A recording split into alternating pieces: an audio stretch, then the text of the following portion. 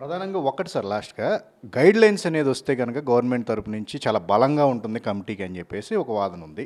నిజానికి అది ఇచ్చినా ఇవ్వకపోయినా అది ఫాలో అవుతున్నాం అని చెప్పేసి కూడా అంటూ ఉన్నారు. నిజంగా ఎగ్జాక్ట్‌గా ఏంటి? 100% అబద్ధాలు సార్ ఇవన్నీ. ఊరికనే ఏంటంటే గైడ్లైన్స్ ఏంటి గైడ్లైన్స్ ఎలాగా రాత్రి 3 గంటల దాకా నేను షూటింగ్ చేస్తుంటా. అక్కడ కొంతమంది ఒక 200 మంది 500 మంది యూనిట్ పనిచేస్తూ ఉంటారు. ఎవడెవడు ఎప్పుడు తప్పు చేస్తే ప్రొడ్యూసర్ ఈజ్ ద రెస్పాన్సిబిలిటీ. గైడ్లైన్స్ని తీసుకొచ్చాడు. ఇంకా సినిమాలు ఉండవండి. అన్నీ సీజీలతో చేసుకోవాలి. ఇంకా ఎవరితో సంబంధం లేకుండా. ఇది ఒక సమస్య. కాకపోతే జాగ్రత్తలు తీసుకోవాలి. ఏది ఇప్పుడు వాళ్ళకి కావాల్సిన ఏర్పాట్లు చేయటం, వాళ్ళకి ఫుడ్ అయితేమి, లేకపోతే సపోజ్ టాయిలెట్కి వెళ్ళాలంటే డ్రెస్ చేంజ్ అంటే, నేను ఇందాక చెప్పాను కదా ప్రాక్టికల్గా డ్రెస్ చేంజ్ అంటే చుట్టుచాటుకి వెళ్ళిపోయి డ్రెస్ చేంజ్ చేసుకొని వచ్చేవాళ్ళు సార్ ఇంత ముందు రోజుల్లో. దీనికి ఒక ఇదే ఏర్పరచండి, ఇది చేయండి అనేది కూడా ఉండుండేది కాదు. వాళ్ళు ఎవరైతే పని చేస్తున్నారో వాళ్ళు అడగటం లేదండి.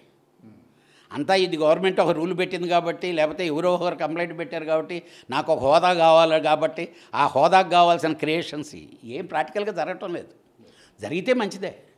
అల్టిమేట్‌గా స్వీయ క్రమశిక్షణ ఉన్నాడు, వర్క్ వచ్చిన వాళ్ళనే మీరు గుర్తించి పని ఇవ్వడం జరుగుతుంది అంటారు. అంతే కదా సార్? 100% డెఫినెట్గా. ఇప్పుడు టాలెంట్ లేకపోతే ఇంతెందుకు సార్, మహామహులు ఏమయ్యారండి? ఈ సినిమా ఇండస్ట్రీ ఎంతమందిని చూసేసింది. కాకపోతే కాంట్రవర్సీ జనాలతో మాత్రం వెళ్ళదు. అంతవరకు మాత్రం కన్ఫర్మ్. వాళ్ళు డబల్ టాలెంట్ ఉండండి, త్రిబుల్ టాలెంట్ ఉండండి, కాంట్రవర్సీ అంటే బేసిక్గా మగవాడితో ఇబ్బంది వచ్చేది తక్కువ, ఫిమేల్ టెక్నీషియన్స్తో వాళ్ళకి ఇబ్బంది కదా. ఈరోజు ఇలాంటి సిచ్యువేషన్స్ ఏర్పడిన తర్వాత వాళ్ళకి ఎంతవరకు న్యాయం చేస్తారు? ఓకే న్యాయం చేస్తూ ఉంటారు. అన్యాయం జరిగితే పని ఇచ్చేది ఎవరు? భయంతో ఎందుకు ఇస్తాను నేను పని? ఎందుకులే ఆ మాస్టర్ని పెట్టుకుందాంలే అంటాం. లేకపోతే ఆ ఫైట్ ఇప్పుడు ఫిమేల్ ఫైట్ మాస్టర్స్ ఉన్నారు, ఫారెన్ అంతా ఉన్నారండి. అంటే నేను అనేది ఆర్ట్ డైరెక్టర్లు ఉన్నారు, కాస్ట్యూమ్ డిజైనర్లు ఉన్నారు. ఇప్పుడు కాస్ట్యూమ్ డిజైనర్స్ ఉన్నారు. ఇప్పుడు వాళ్ళే వెళ్తారు, వాళ్ళే బట్టలు కుడతారు, వాళ్ళే ఈ చేస్తారు.